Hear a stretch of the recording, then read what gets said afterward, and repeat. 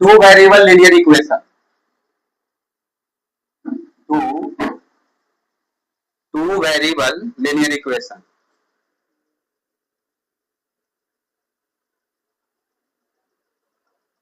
Variable linear equation.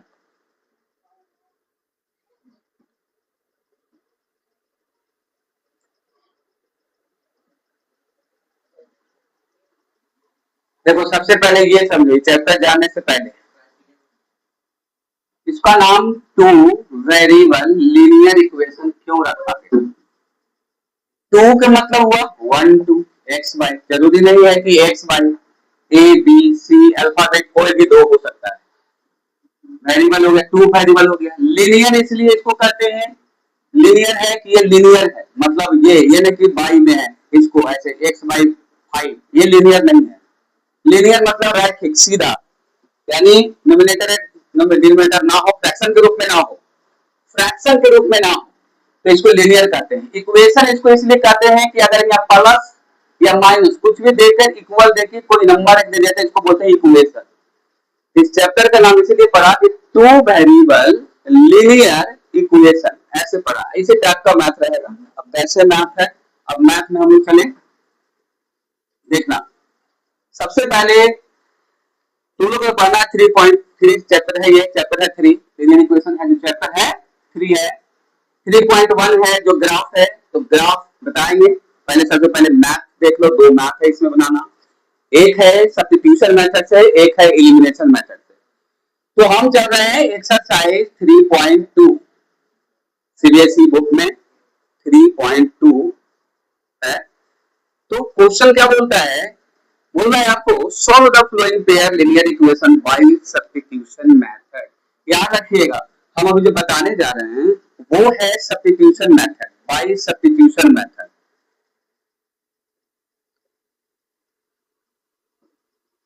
Substitution method ये कैसे, अभी मैथ कैसे रहेगा, कैसे बनाइएगा कि सब्स्टिट्यूशन मेथड है, कैसे पकड़ना है, तो ध्यान देना। तो मैथ आपके सामने है, कोई भी मैथ, मैं एक ऐसा मैथ इसमें बता रहा हूँ कि तीन तरह से उसमें काम करेगा। तो सबसे पहले आप देख लीजिए, एक मैथ है क्वेश्चन नंबर 1 का 4 नंबर जो मैथ है वो आपको ऐसे दिया है। सबसे पहले आप लिखिएगा सॉल्व, सॉल्व लिखने के बाद आपको लिखना है गिवन, उसके बाद आपको लिखना है 0.2x plus 0.3y equal to 1.3। आराम से इसको देखना है। हम ऐसा मैथ इसलिए बताए कि अगर इसको पॉइंट को हटाएंगे तो फ्रैक्शन में भी आ जाएगा, तो फ्रैक्शन से लीनियर कैसे लाना है, सारा पॉइंट इसमें आ जाएगा, इसलिए इस मैथ को हम सेलेक्ट किया। करना है क्या, इसको पहले आप पॉइंट को हटाना है, इस पॉइंट को, तो आप इसको क्या लिखिएगा 2x/10। क्यों, पॉइंट यहाँ पर दिखाई दे रहा है, पॉइंट की इधर एक नंबर है 1, ये दो नंबर नहीं, ये नंबर नहीं है, ये वेरिएबल है, वेरिएबल को नंबर नहीं गिनते, तो सिर्फ एक नंबर है, तो 2x लिख दिए, नंबर पॉइंट के बाद एक नंबर है तो एक जीरो। इसी प्रकार से ये भी हो गया आपका कि 3/10 और यहाँ हो गया 13/10 ऐसे। तो इससे ये फायदा हो गया कि आपको अगर फ्रैक्शन के रूप में हो तो लीनियर कैसे बनाओगे। तो चलो पहले क्या करेंगे, फिर इसको, ये दोनों को आप एलसीएम लो तो हो जाएगा 10, खत्म हो गया, देखिए 10 10 खत्म, आपको बचा 2x। चलिए 2x प्लस ये देखिए आपको हो गया कितना 3y और हो गया 13। फिर उसके बाद यहाँ भी 10 है आपका, 10 10 क्या हो गया खत्म, आपका क्या बचा, आपका बचा 2x plus 3y equal to 13। ये इक्वेशन फर्स्ट हुआ, ऐसे इक्वेशन फर्स्ट होगा। चलिए एक वर्ड है यहाँ पे, आप लिख दीजिए देयरफॉर, देयरफॉर या सच दैट, कुछ भी लिख सकते हैं। लिखने के बाद आप ये सेकंड नंबर वाले मैथ, इसमें दो होता है, एक और दिया है आपका 0.4x plus 0.5y equal to 2.3, ऐसा दे दिया गया। अब इसको कैसे लीनियर बनाएंगे, तुम लोग देख तो लो, तुम लोग तो हो जाएगा।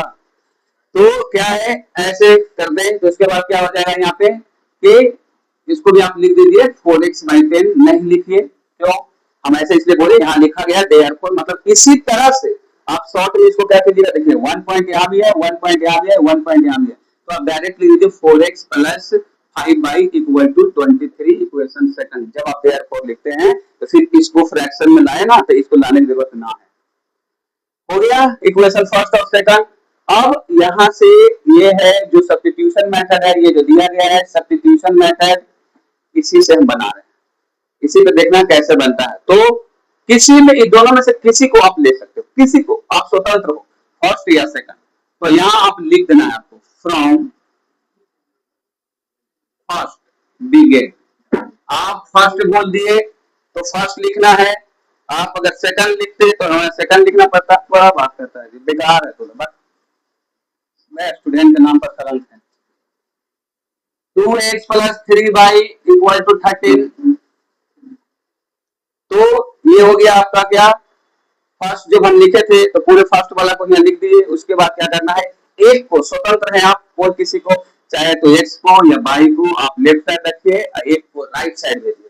तो आप चाहते हैं कि x को भेज दें, तो जिसको भेजना है उसको हाइड कर देंगे। हम मान लिया जाए कि x को भेजना है, तो हम x को हाइड कर दिए। क्या दिखाई दे रहा है, दिखाई दे रहा है हमारा 3y इक्वल टू 13, और ये हमारा जो हाइड किए उधर जाएगा तो 2x माइनस में हो जाएगा।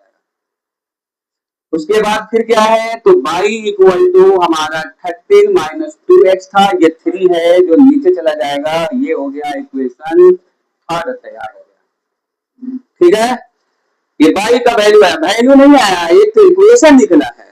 तो फिर क्या हम लोग करेंगे कि किसी में, जैसे यहाँ पर क्या था फ्रॉम फर्स्ट लिए ना, तो यहाँ पर अब फर्स्ट नहीं लिखना है, लिखना है ऐसे put the value, put the value of ये y आया ना, put the value of y, ये देखिए y, ये जो y आया है इसी का वैल्यू देना है आपको, किसमें, फर्स्ट में अपना देना है, अब सेकंड में देना है, क्योंकि यहाँ फ्रॉम फर्स्ट लिखे। जब फ्रॉम फर्स्ट लिखोगे तब वैल्यू सेकंड में देना है, जब फ्रॉम सेकंड लिखोगे तो वैल्यू फर्स्ट में देना है। सेकंड में देना है तो लिख दो 4x plus 5y equal to 23। अब y है यहाँ पे दिया वैल्यू, तो तुम लिखो कि 4x प्लस 5 हो गया, y का वैल्यू है कितना 13 minus 2x by 3 equal to 23। अब इसको सॉल्व करें तो 4x प्लस 13 5 जा 65 माइनस 5 2 जा 10x बाई 3 इक्वल टू 23। अब क्या करें, इसके नीचे तो है 1 है तो इसको भी फ्रैक्शन से निकालें, 3 हो गया, 3 हो जाएगा 4 3 जा 12x प्लस 4 3 जा 12x प्लस ये आपका हो जाएगा 3 3 1, तो ये हो जाएगा 65 माइनस 10x ऐसे इक्वल टू 23। अब तो 12x में से 10x जाएगा, 2x बचेगा प्लस 65, और ये जो 3 है ये क्रॉस मल्टीप्लिकेशन हो जाएगा तो हो जाएगा 69। अब 2x इक्वल टू हो जाएगा 69 माइनस प्लस है उस साइड जाके 65, तो 2x, चलिए x इक्वल टू, पहले इसको सब्ट्रैक्ट कर लीजिए, 4 होगा यहाँ और ये 2 नीचे जाएगा, 2 कट गया, 2 x इक्वल टू एक वैल्यू आ गया, यहाँ 2 वेरिएबल बोल रहा था ना, तो है मेरे पास 2 वेरिएबल, देखो एक x एक y है 2, तो x का वैल्यू आ गया। अब हम क्या करेंगे, y का वैल्यू देंगे, y का वैल्यू देंगे तो हम लोग किसी में देंगे, किसी में क्या देंगे, थर्ड में देना, आराम से थर्ड में देना, वैल्यू निकल जाएगा। तुम यहाँ से लिखो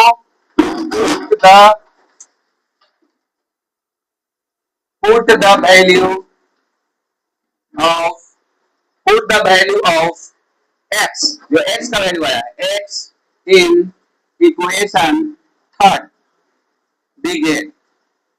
अब आप थर्ड में दे दो वैल्यू, क्या है आप लिखो y इक्वल टू 13 माइनस 2, देखो x, तो x के जगह पर आपका 2 आया, यहाँ रख दो, आप यहाँ 3 लिख दो, इक्वल टू कितना हो गया 13 2 2 जा 4 बाई 3, यानी 13 4 9 इक्वल टू 3, तो कट गया 3 आपका हो गया। आप यहाँ करके लिख देना हेंस x इक्वल टू 2 और y इक्वल टू 3।